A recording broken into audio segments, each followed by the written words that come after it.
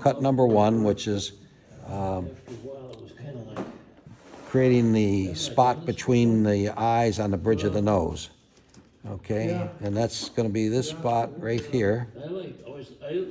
And our nose is going to be a little bit longer of a slope than this cut number one. This is cut number two. Now we're going to cut off the bottom of the nose. That's going to be cut number three. We give it a lot of slope on the first cut, and then we're going to straighten it up, the nose a little bit, but not so that it goes in straight. We want to turn it every once in a while, look at it, and what we should see is a little bit of slope. The more slope, the younger the person is. The older you want them to look, the more straight in you go. But I never go completely straight in, Stuff missing. unless I'm creating a witch's nose. Oh, I can use this. What the heck? Okay, and I want to straighten it up a little bit. How deep to go with both of these cuts? I try to make them about the same. Right now, this one is a little deeper, and I can go a little bit deeper with this one too. Just in generalities, you'll probably find somebody that is deeper under their nose or deeper up at the bridge of the nose. But in general, I just try to make them about the same. All right, so now that I've got those four cuts in, now I can put in my eye socket. And the eye socket, where's that pencil going? We're going to create this dot between the eyes and put our center line back in. And we want our eye socket is going to slope down a little bit as it goes out. So we're going to do something like that. We're going to start our cut up here and go to that point. Our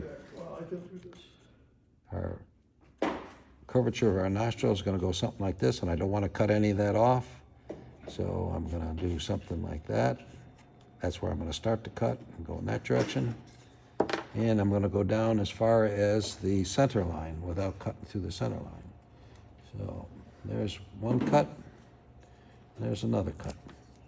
Don't put a stop cut in, because your stop tip always goes deeper than you think, and it's going to go right through your eyeball. Yes, I took 2 different grits. I'm gonna try them. Take more of them if you want, 'cause I'm never gonna use them all up. Thank you. Just wanted to give them a whirl tonight. All right, so now we have an eye socket in.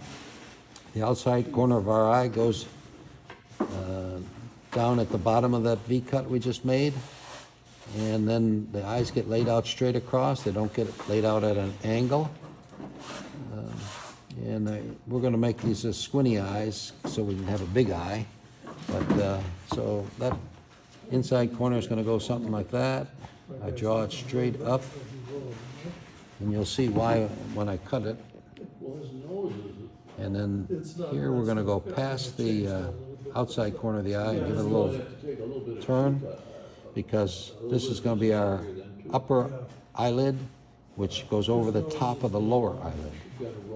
And it's easier to cut it all at once than to go back afterwards and try to extend it. And then we're going to give our lower eyelash line, which is what I'm drawing now, a little bit of a curve. Okay. So I'm going to take the knife, and I think I did this already in the video, didn't I? That's okay. Yep. Yep. So, we got to put in that tear duct area before we actually cut it in. So, where's it? I want something like a number 9 or a number 11 gouge. Oh, maybe a 1/4 of an inch wide type of thing, and I know we have one here.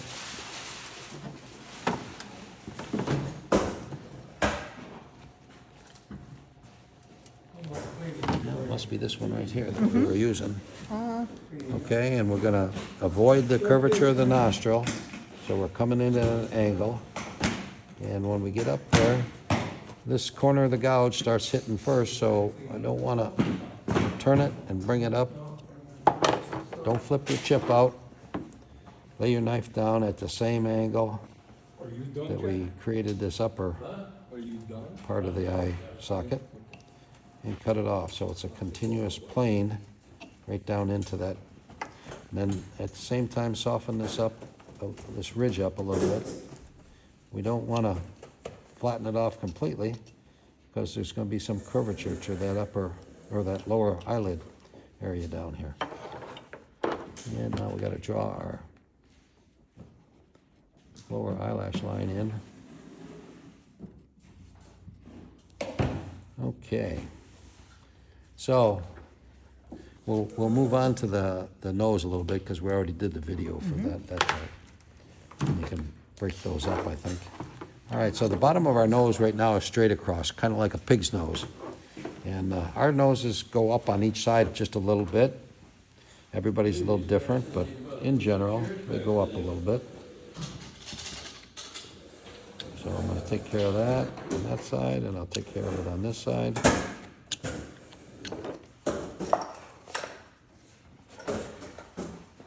So hopefully you can see that it goes up a little bit.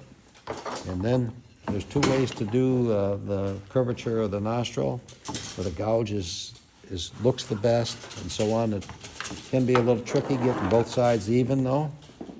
But basically what we're going to do is have this corner lay over it if necessary. If you're doing a thin nostril, it'd be laying over like that. But we're going to try to make it whatever this size gouge is. And I start halfway from the tip to where I want to end up. And I move it back and forth a little bit, pushing down with my thumb to the whole edge. Now you can see the whole edge is engaged. So now I'm ready to go. As soon as I get it back in there. There we go. And I push forward and up at the same time and not worrying about that chip that's breaking out because that's coming out anyway. Beautiful. So makes a nice nostril. And then we got to cut in this, we already cut in the tear duct area, but we got to cut the side of the nose up there a little bit. So we can take that same gouge, just turn it over, come in here at the top and take it up. And once again, cut this at the same angle as this plane up here. We get that out of there. And while we're at it, we can turn it around and we can clean all this out with our knife.